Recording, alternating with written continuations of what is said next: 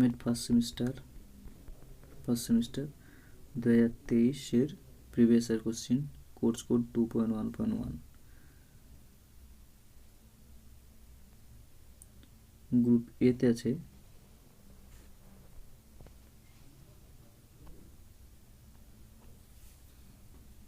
এক নম্বরে শিক্ষার আন্তর্বিষয়ক প্রকৃতি, দর্শন, মনোবিদ্যা, সমাজবিদ্যা, নৃতত্ত্ববিদ্যা ও ভাষার প্রেক্ষিতে আলোচনা করুন এবং বিদ্যালয় শিক্ষায় এটির ব্যবহারিক প্রয়োগ উদাহরণসহ লিখুন। 2 নম্বর, ভারতীয় সমাজে বহু সাংস্কৃতিক ও বহুভাষিক প্রকৃতি সম্পর্কে আলোচনা করুন। এই ধরনের সমাজে শিক্ষার্থীদের শিক্ষণের ক্ষেত্রে কী ধরনের যথাযথ শিক্ষামূলক দৃষ্টিভঙ্গি অনুসরণ করা উচিত বলে আপনি মনে করেন। এবার গ্রুপ বিতে আছে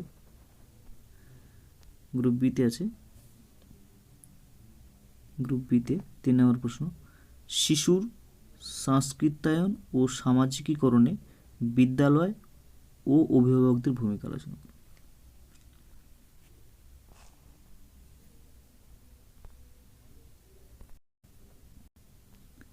4 নম্বর প্রশ্ন, শিক্ষায় বহুমাধ্যম ও তথ্য প্রযুক্তির ভূমিকা আলোচনা করুন। 5 নম্বর প্রশ্ন, শিখন সম্পদ কি? এই প্রসঙ্গে বিদ্যালয় গ্রন্থাগারের ভূমিকা সংক্ষেপে আলোচনা করুন।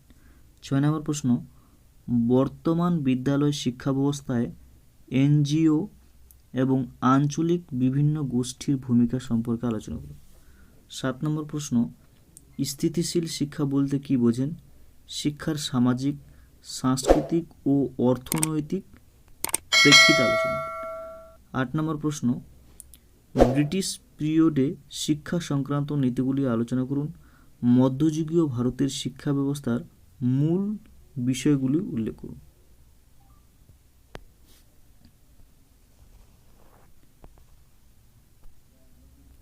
গ্রুপ সিতে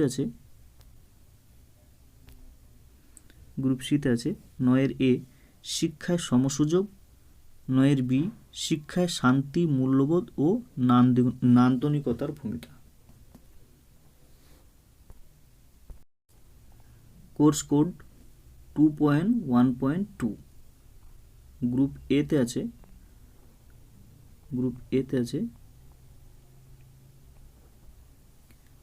1 নম্বর প্রশ্ন, শিক্ষা দর্শন বলতে কি বোঝেন? বিদ্যাসাগরের শিক্ষা দর্শন ও আদর্শ সম্বন্ধে সংক্ষেপে লিখুন। 2 নম্বর প্রশ্ন আছে, নাগরিকত্ব গঠনে শিক্ষার ভূমিকা আলোচনা করুন। ভারতবর্ষে জাতীয় ঐক্য শিক্ষার দ্বারা কিভাবে প্রভাবিত হতে পারে। এর গ্রুপ বিতে আছে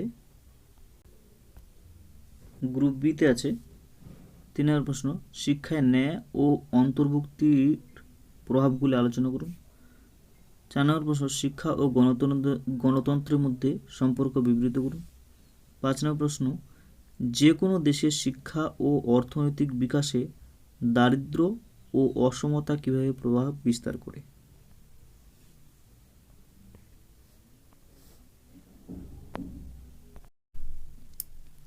6 নম্বর প্রশ্ন, শিক্ষার বিকাশে বাজার ব্যর্থতার প্রভাবগুলি সংক্ষেপে লিখুন। 7 নম্বর প্রশ্ন, দলগত বৈচিত্র্য এবং শিক্ষাক্ষেত্রে তার প্রভাব সম্পর্কে উদাহরণসহ সংক্ষেপে লিখুন। 8 নম্বর প্রশ্ন, শিক্ষা কিভাবে সামাজিক ও সাংস্কৃতিক উপাদান দ্বারা বিকাশ লাভ হয় ব্যাখ্যা করুন। গ্রুপ সিতে আছে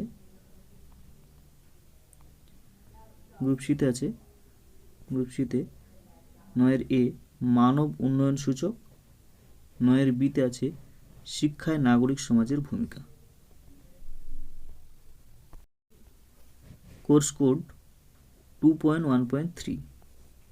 গ্রুপ এতে আছে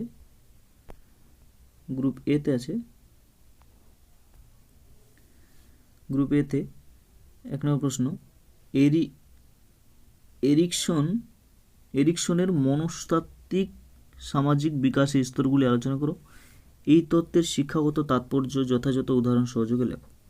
2 নম্বর প্রশ্ন, ম্যাকলেল্যান্ডের প্রস্তাবিত প্রেষণার তত্ত্বটি আলোচনা করুন এবং বিদ্যালয় পরিবেশের পরিপ্রেক্ষিতে শ্রেণীকক্ষে ও শ্রেণীকক্ষের বাইরে এর প্রয়োগ আলোচনা করুন। গ্রুপ বিতে আছে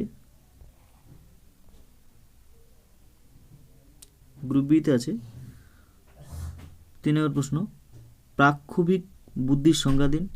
এর উপাদান প্রসঙ্গে ড্যানিয়েল গোলম্যানের মতামত ব্যাখ্যা করুন। 4 নম্বর প্রশ্ন, শিক্ষায় পরিপ্রেক্ষিত ভিত্তিকা বলতে কি বোঝেন? বর্তমান শিক্ষা ব্যবস্থায় এর তাৎপর্য ব্যাখ্যা করুন। 5 নম্বর প্রশ্ন, বহু সংস্কৃতির শিক্ষার্থী সমন্বিত শ্রেণীকক্ষে কিভাবে শিক্ষণ অভিজ্ঞতা রূপায়ণ করা যায়? 6 নম্বর প্রশ্ন, কোহেলবার্গের নৈতিকতার বিকাশের পর্যায়গুলি আলোচনা করুন। 7 নম্বর প্রশ্ন, মনোযোগ ও আগ্রহের সম্পর্কে উল্লেখ করুন। মনোযোগের শর্তগুলি শিক্ষণের ক্ষেত্রে কিভাবে প্রয়োগ করা যায়? 8 নম্বর প্রশ্ন, শিক্ষণের ক্ষেত্রে প্রক্রিয়ায় নির্মিতিবাদের প্রয়োগ বিবৃত করুন। গ্রুপ সিতে আছে বিস্মরণের কারণসমূহ আর সৃজনশীলতার উপাদানসমূহ। Course code 2.1.4।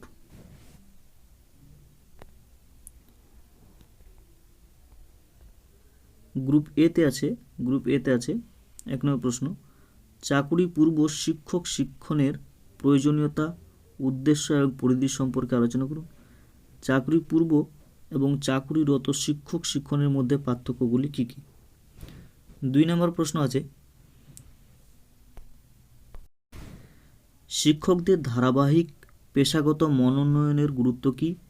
বিদ্যালয় শিক্ষকদের পেশাগত উন্নয়নের জন্য কর্মশালা ও সেমিনারের ভূমিকা ও উদ্দেশ্যগুলি বিবৃত করুন। গ্রুপ বিতে আছে বিদ্যালয় স্তরের পাঠক্রমিক চর্চার ক্ষেত্রে কর্মরত শিক্ষক শিক্ষা কর্মসূচির প্রভাব ব্যাখ্যা করুন। 4 নম্বর প্রশ্ন, বয়স্ক শিক্ষার্থীদের বৈশিষ্ট্যগুলি লিখুন এবং বয়স্ক শিক্ষার নীতিগুলি বিবৃত করুন। 5 নম্বর প্রশ্ন, প্রাক শিক্ষানবিশ এবং উত্তর শিক্ষানবিশ কর্মসূচির উদ্দেশ্যগুলি কী কী? 6 নম্বর প্রশ্ন, বিদ্যালয় শিক্ষকদের পেশাগত মনোন্নয়ন, প্রবেশন ও নির্ঝর দৃষ্টিভঙ্গি আলোচনা করুন।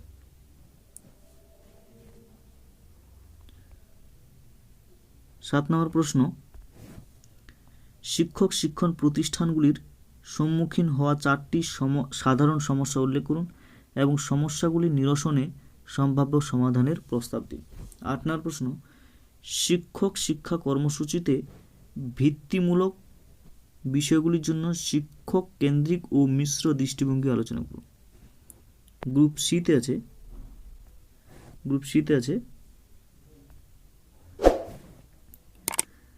অনুশিক্ষণ আর শিক্ষানবিশি বা ইন্টার্নশিপ।